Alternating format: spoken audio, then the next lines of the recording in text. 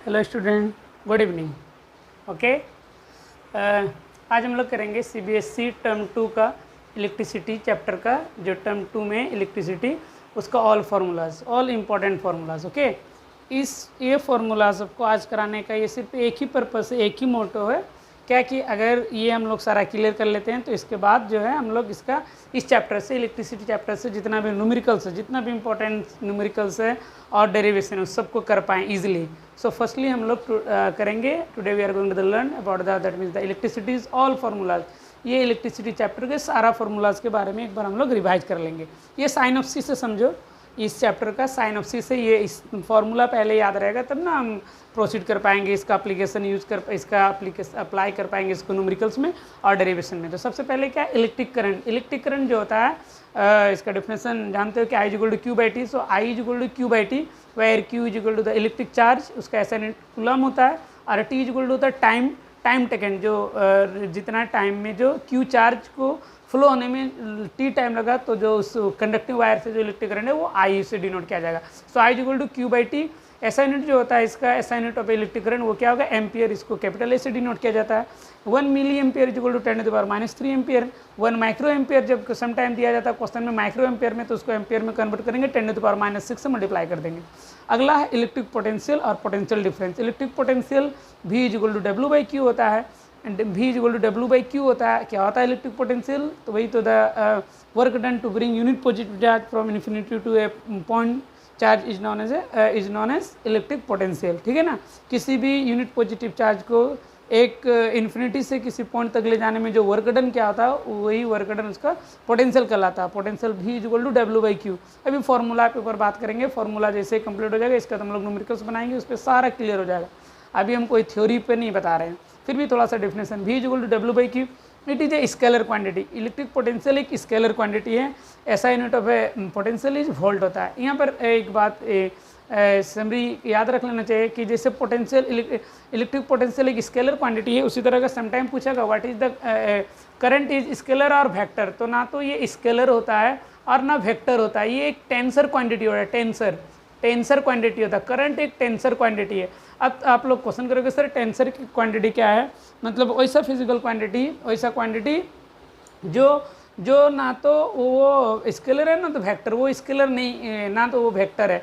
अब समटाइम्स तो लोग कोई पूछता है क्या कि सर ये वेक्टर क्वांटिटी है क्योंकि करंट का तो डायरेक्शन है, लेकिन करंट जो है ये वेक्टर क्वांटिटी नहीं है। इसलिए वेक्टर क्वांटिटी नहीं है, ये एक टेंसर क्वांटिटी है, क्योंकि करंट जो है वो ट्रायंगल ऑफ कोई भी क्वांटिटी, कोई भी फिजिकल क्वांटिटी को अगर हमको वेक्टर प्रूफ करना रहता है, अगर वो वेक्टर है, अगर कोई भी फिजिकल क्वांटिटी अगर वो वेक्टर होगा तो वो ट्रायंगल ऑफ एडिशन को फॉलो करता है, ओबे करता है। लेकिन ये इलेक्ट्रिक करंट, जो इलेक्ट्रिसिटी जो है वो ट्रायंगल ऑफ एडिशन को फॉलो नहीं करता।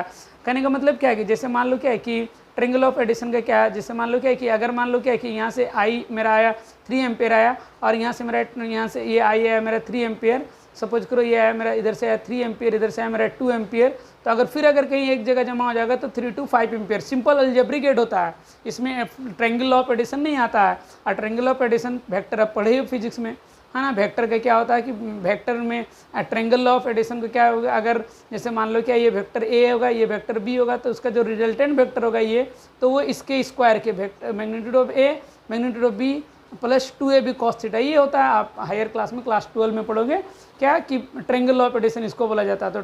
तो ये इलेक्ट्रिक करंट जो है वो सिंपल अलजेब्रिक सम के तरह होता है, इसीलिए ये वेक्टर नहीं है। अगर कोई पूछेगा कि इलेक्ट्रिक करंट जो है वो वेक्टर क्यों नहीं है, तो because electric current doesn't obey the triangle of addition. Clear हो गया। अब अगला बात करते हैं ओम्स लॉ। ओम्स लॉ क्या है, ओम्स लॉ तो V is equal to Y R, where R is the constant. ये कांस्टेंट है जो किसी भी कंडक्टिव, किसी भी वायर का ये उस मटेरियल का कैरेक्टरिस्टिक प्रॉपर्टी नहीं होता, ये उसके फिजिकल प्रॉपर्टीज़ पे, जैसे उसके लेंथ पे, उसके क्रॉस सेक्शनल एरिया पे डिपेंड करता है रेजिस्टेंस। तो ऐसा यूनिट ऑफ रेजिस्टेंस क्या होता है, ओम होता है। उसी तरह रेसिस्टिविटी भी एक ये है किसी भी सब्सटेंस का, ये भी वही प्रॉपर्टी है, लेकिन ये कैरेक्टरिस्टिक प्रॉपर्टी है, यानी किसी के मटेरियल पे, यानी मटेरियल प्रॉपर्टी अब इसको बोला जा सकता है ना। तो आर जो है किसी भी कंडक्टिव वायर के लेंथ पे उसके क्रॉस सेक्शन एरिया से डिपेंड करता है। तो जब हम लोग इस दोनों को सिंप्लीफाई करेंगे तो R equal to rho into L by A आएगा। यही रो, इसी रो को बोला जाता है resistivity of the material, resistivity of the conducting wire. L length of the wire है, क्रॉस सेक्शनल एरिया। उसी तरह आप बोलेंगे क्या कि रेसिस्टिविटी, तो रेसिस्टिविटी इज इक्वल टू, अगर हम यहाँ से लिखना चाहेंगे तो resistivity is equal to R है, इसको उस पार कर देंगे R into A upon L, R into L A upon L. और यहाँ से अगर ऐसा यूनिट फाइंड आउट करना चाहो तो इजीली से फाइंड आउट कर सकते हो। रेजिस्टेंस का ऐसा यूनिट होता है ओम, क्रॉस एरिया है तो मीटर स्क्वायर, लेंथ का मीटर, मीटर मीटर कैंसिल हो जाएगा तो क्या हो जाएगा ओम मीटर। इसलिए ऐसा यूनिट ऑफ रेसिस्टिविटी क्या हो गया, ओम मीटर हो गया। इसके बाद combination of resistance, combination of resistor, दो तरह का कॉम्बिनेशन होता है, एक सीरीज कॉम्बिनेशन होता है, एक पैरेलल कॉम्बिनेशन होता है। तो सीरीज कॉम्बिनेशन में जो इक्विवेलेंट रेजिस्टेंस होगा वो R1 plus R2 plus R3 जितना भी रहेगा सब अलजेब्रिक सम के बराबर होता है। यानी इक्विवेलेंट जो रेजिस्टेंस होगा वो सब उसके इंडिविजुअल रेजिस्टेंस के सम के बराबर होगा। और इन्हें पैरेलल में जो तुम्हारा इक्विवेलेंट रेजिस्टेंस होगा उसका रेसिप्रोकल, ऑल इंडिविजुअल रेजिस्टर के रेसिप्रोकल के सम के बराबर होता है। तो ये दोनों याद रखना, ये सीरीज में सिंपल अलजेब्रिक होता है, इसमें उसका रेसिप्रोकल का सम होता है। अब electric power P is equal to W by T होता है, P is equal to W by T. अब W इज इक्वल टू, देखो P is equal to W by T, अब W की जगह Q इंटू V लिख सकते हैं। क्यों? क्योंकि पोटेंशियल अभी पोटेंशियल V बराबर होता है, देखो V बराबर होता है क्या होता है, W बाई Q। तो अगर हम W इज इक्वल टू लिखेंगे तो क्या आ जाएगा, इस पार आ जाएगा V इंटू क्यू। अगर हम W को अगर सब्जेक्ट बना देते तो इस पार जाएगा तो V इंटू क्यू हो जाएगा। तो देखो W की जगह क्या डाल दिए, W की जगह V इंटू क्यू। तो देखो अब फिर यहाँ पर Q इंटू टी की जगह पे देखो यहाँ पर I is equal to Q by T, देखो electric current I is equal to Q by T. तो इसके जगह में हम I लिखेंगे तो I इंटू वी, तो P इंटू यानी I इंटू वी, इसी को हम लोग पावर का एक अनदर फॉर्मूला इस तरह भी रिप्रेजेंट किया जाता था पोटेंशियल के टर्म में कि P is equal to V into I. अब P is equal to V into I, अब इसको समटाइम कोई बच्चा ऐसा भी लिख सकता है, I इज इक्वल टू क्या होता है, I इज इक्वल टू होता है V बाई आर। तो यहाँ जब I का पुट करेंगे तो I की जगह रखेंगे V बाई आर, तो V into V, V square by R. उसी तरह समटाइम अब बोलोगे सर I की जगह हम क्यों पुट करेंगे, हम तो V को भी I के टर्म में लिख सकते हैं, हाँ क्यों नहीं, V is equal to I R, Ohm's laws से। तो V इज इक्वल टू जब आई आर लिखोगे तो आई आर एक तो आई, तो I into I square by R. तो इस तरह इलेक्ट्रिक पावर का ये फॉर्मूला हुआ। P इज इक्वल टू हम यूज भी कर सकते वी स्क्वायर बाय आर और आई स्क्वायर आर, जिस भी टर्म में हमको डिमांड करे क्वेश्चन। ऐसा यूनिट जो होता है इलेक्ट्रिक पावर का वो वाट होता है। और इलेक्ट्रिक एनर्जी क्या होता है, electric energy E is equal to P into T. ऐसा यूनिट जो होता है उसका जूल होगा, क्योंकि ये एनर्जी है तो उसका ऐसा यूनिट तो जूल ही होने वाला है।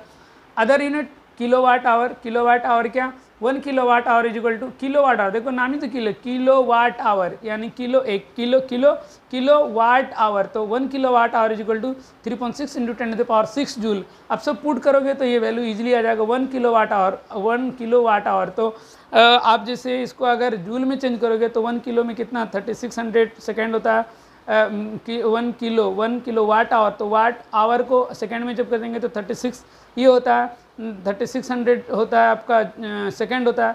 फिर आप जब इसको सिंप्लीफाई करोगे तो साइंटिफिक नोटेशन में रखेंगे तो 3.6 इंटू 10 टू पावर 6 जूल आएगा, यानी 1 यूनिट बराबर। इसको यूनिट भी बोला जाता है, याद रहे क्वेश्चन में समटाइम इसको डायरेक्टली रिप्रेजेंट करता है यूनिट। तो 1 kilowatt hour is equal to 3.6 into 10 to the power 6 joule. अब Joule's law of heating, whenever electric current passing through a conductive wire, जब भी इलेक्ट्रिक करंट किसी भी, देखो मान लो ये वायर है, इससे इलेक्ट्रिक करंट पास होगा, तो जब भी इस वायर से इलेक्ट्रिक करंट पास होगा तो इसमें जो इलेक्ट्रिक करंट जो है वो उसका जो इलेक्ट्रिक करंट है उसका वो हीट प्रोड्यूस करता है। इसका और भी इफेक्ट है, जैसे मैग्नेट प्रोड्यूस करना, उसके चारों रन हम लोग नेक्स्ट चैप्टर में पढ़ेंगे। तो अभी हम लोग heating effect of electric current पढ़ रहे हैं कि जब भी किसी वायर से इलेक्ट्रिक करंट पास आएगा तो वो इलेक्ट्रिक करंट समटाइम जब वो रेजिस्ट करता है, यानी जब वो उसका अपोज करता है इलेक्ट्रिक करंट का, तो इलेक्ट्रिक करंट जो है वो हीट के फॉर्मेट में डिस्ट्रीब्यूटेड होता है। वही हीट, तो कितना अमाउंट ऑफ हीट, तो हीट वो जूल्स सर दिए थे, तो उनका ये फॉर्मूला है, इस जूल्स लॉ को बोला जाता है joules law of heating. H बराबर आई स्क्वायर आर टी, जहाँ पर आई जो इलेक्ट्रिक करंट जो जितना पार हो रहा है, R resistance of the wire है, वायर पे कितना रेजिस्टेंस, उस कंडक्टिंग वायर पे का रेजिस्टेंस क्या होगा जो ओम में होगा, R T is equal to क्या टाइम, इतना टाइम के लिए कितना हीट प्रोड्यूस होगा। तो ये वाला टोटली ये हम लोग का सिंपली इतना इस फॉर्मूला, छोटा छोटा सा फॉर्मूलाज है। आई होप कि आपको ये समझ में आता होगा और आप ये फॉर्मूला याद कर लीजिए।